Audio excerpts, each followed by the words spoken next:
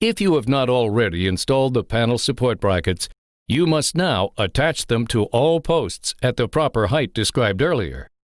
Before installing the panels, be sure that the steel stiffeners have been inserted back into the top and bottom rail of each panel. They come installed from the factory, but may have been removed to use as post spacers while installing the posts. To install a panel, lift the panel bottom edge to approximately 4 feet off the ground. Have one person flex the next post outward until the groove will receive the panel. Once the section is in the channel, ease the panel down onto the support brackets.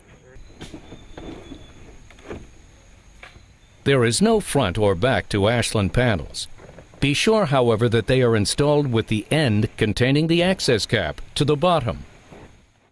Where a narrower panel is required to finish a wall, panels can be cut to any desired length.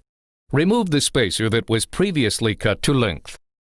Slide out the second stiffener from the panel to be cut, and cut to the same length using a metal cutting blade. Mark and cut the panel to the stiffener width, minus 1/2 inch to allow for thermal expansion and contraction of the panel. When installing Ashland panels, be careful if cutting near the cap towards the middle of the panel. Behind it is a steel reinforcement bar. Make certain panels are cut accurately with edges parallel.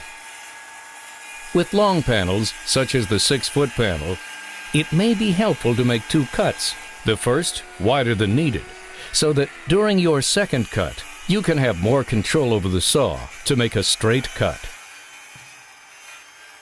Reinsert the panel stiffeners and install.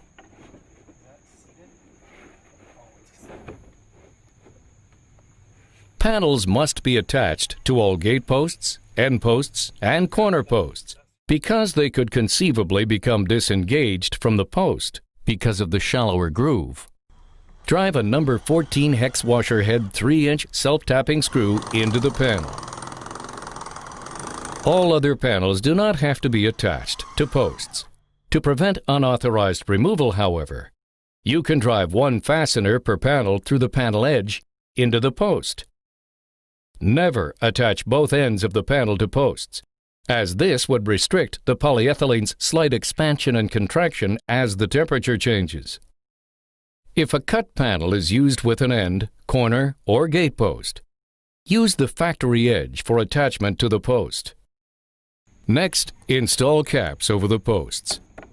Caps are pressure fitted, making securing them typically unnecessary. However, a 3-inch deck screw can be driven through the top of the cap into the middle of the post if desired.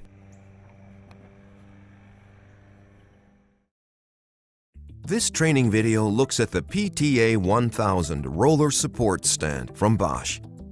The PTA 1000 is the ideal addition to all miter, sliding miter, and table saws. Due to its high stability, it has a load-bearing capacity of up to 100 kilograms, but it is still easy to store in a small space. The lock-in pin ensures high stability. The height is continuously variable from 700 millimeters to 1,150 millimeters. The roller support stand is helpful for working on very long workpieces. 7 individual rollers enable the workpiece to be easily moved in all directions.